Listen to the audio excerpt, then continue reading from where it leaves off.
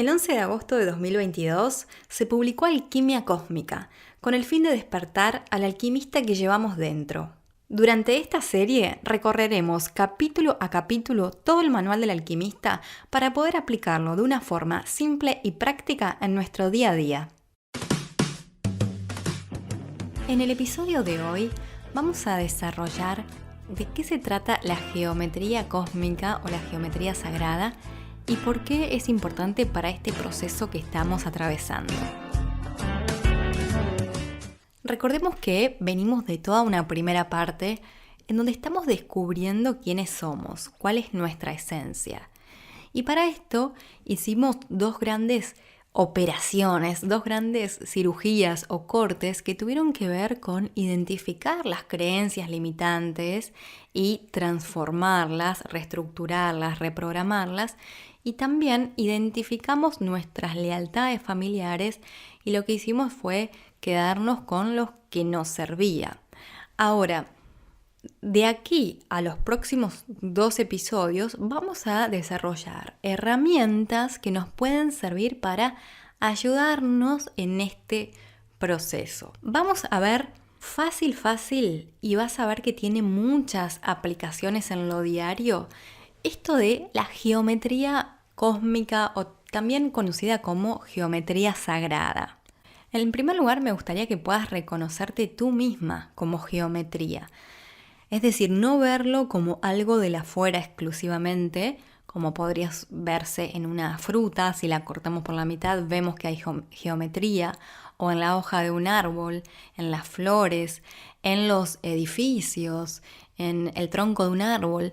O sea, no solamente en el afuera, sino que tú también eres geometría. Tu propio ser contiene estos patrones geométricos y toda esta información. Ahora, ¿para qué nos sirve a nosotras la geometría? Principalmente para poder ordenar la energía y que de esta forma se posibilite el movimiento armónico de esta energía. Y se puede aplicar a nosotras mismas, o sea, a nuestro propio cuerpo, como también podemos aplicar esta geometría en los animales, en los espacios físicos. Y al mismo tiempo nos sirven como un puente para reconectarnos con nuestra alma, para liberar miedos, para fluir, para equilibrarnos, calmarnos, para cuando necesitemos enraizarnos o materializar, para activar esa llama interna, ese sol interno, para transmutar creencias, para mover energías estancadas. Es decir, que para las alquimistas, para las magas que somos, es una herramienta hermosa y súper fácil de aplicar. ¿De qué forma podrías hacerlo? Bueno, estamos recordando que somos las magas, que somos las alquimistas. Entonces, la regla general, como tu intuición te lo diga, porque te aseguro que ya lo has trabajado en algún momento. Ahora, ¿qué otras formas? Bueno, puede ser coloreando estas geometrías, coloreándolas, creando origamis y apoyándolos en cada uno de tus chakras, de tus centros energéticos.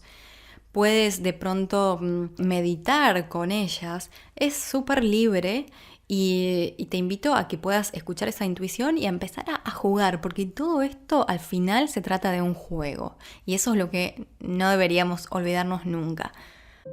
Vamos a ver cuáles son las geometrías. Aquí en el libro están todos los dibujitos, pero si no tienes el libro, te recomiendo que puedas googlearlo para que puedas seguir la imagen a medida que vamos hablando de estas. Vamos a empezar entonces brevemente explicando para qué nos sirve o qué información nos trae el hexaedro. El hexaedro, el cubo, entre comillas.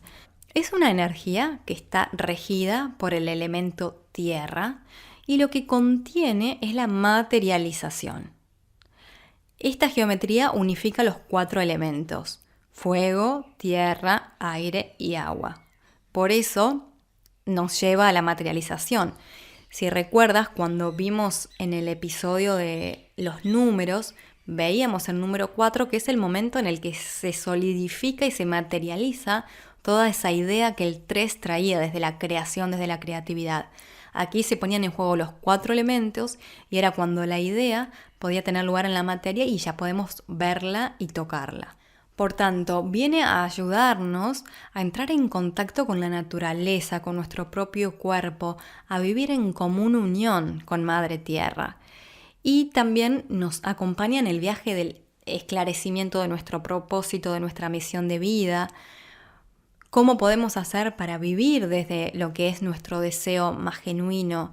¿Cómo podemos accionar y cómo podemos mover esa energía que está estancada en algún punto? Esos son los principales fines que tiene esta geometría.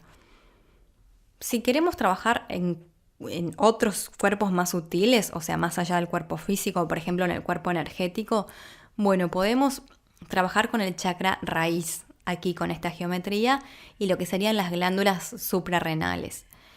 Y por otro lado, en cuanto a lo que tiene que ver con color, o sea, frecuencia referida a música y a color, vamos a trabajar con el verde esmeralda y con una frecuencia de 396 Hz. Sería lindo si pudieras hacer un origami, por ejemplo, pueden imprimirse las plantillas, eso lo googleas y la vas a encontrar. Imprimes la plantilla, armas el cubo, el hexaedro, y el hecho de movilizarlo en tus manos, de apoyarlo en este chakra, de colorearlo tal vez de este verde esmeralda o visualizarlo, va a ayudarte a mover esta energía de materialización, porque lo que queremos es bajar el cielo a la tierra, ¿no? Estamos por algo encarnados acá y no queremos estar flotando como haditas, sino que queremos vivir una espiritualidad encarnada, una espiritualidad real. La segunda figura tiene que ver con el tetraedro y es la que está regida por el elemento fuego y representa la creación. Esta figura tiene la misión de asistirnos en transmutar esas creencias limitantes a través del fuego, para encender esa chispa vital. Y también si queremos trabajar la ira, el resentimiento, la frustración o todo el enojo acumulado que tengamos, podemos valernos de esta figura. Qué interesante, porque lo que hicimos fue trabajar creencias limitantes unos 2 episodios atrás, y si queremos algo que nos ayude, un apoyo extra, bueno, podemos valernos de esta figura. Desde el cuerpo energético va a trabajar con el chakra plexo solar y podríamos visualizarla con el color rojo brillante y también con el sonido en 528 Hz. Seguimos con la figura del icosaedro, que está regida por el elemento agua y contiene la emoción. Emoción viene del anglicismo emotion, o sea, energía en movimiento. Y nos referimos aquí al movimiento energético del pensamiento, ya que cuando el pensamiento se mueve, se termina convirtiendo en materia. Pienso, qué bien me haría visitar a esta amiga. Bueno, viene el movimiento por el cual me voy a trasladar y finalmente voy a concretar ese encuentro. Eso es emotion, la energía en movimiento.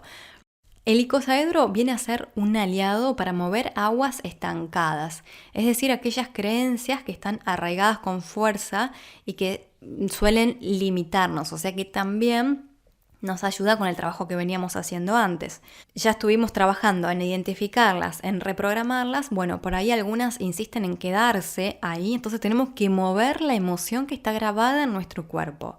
Podemos bailar, podemos usar esta geometría, pintarla, dibujarla, traerla a nuestra meditación y bueno, ayudarnos con ella para poder transformarla. En cuanto al cuerpo energético, trabaja con el chakra sacro y las glándulas gónadas.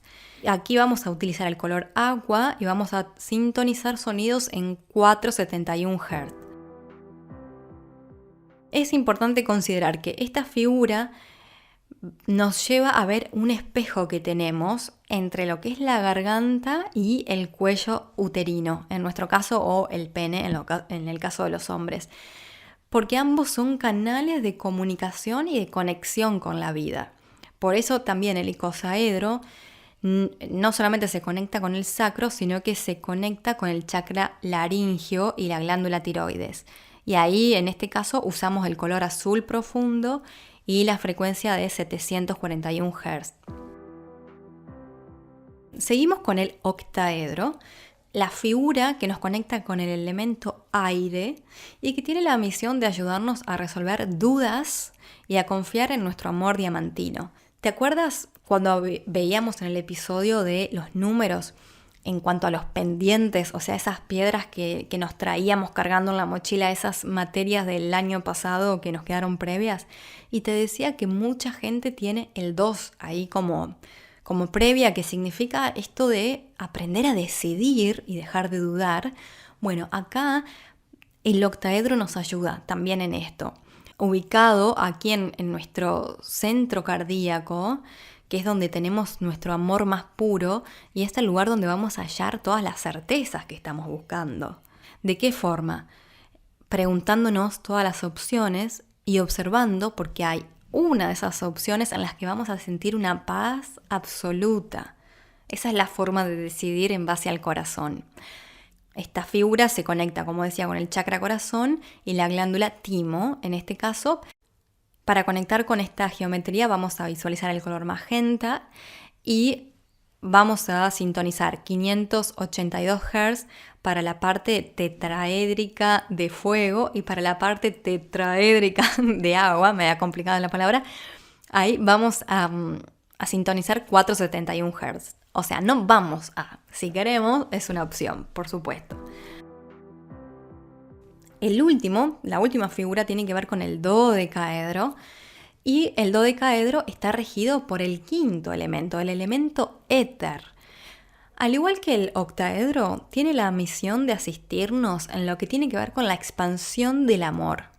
En este caso nos recuerda la importancia de la unión femenina y la unión masculina, recordándonos la importancia de accionar de nuestro propósito.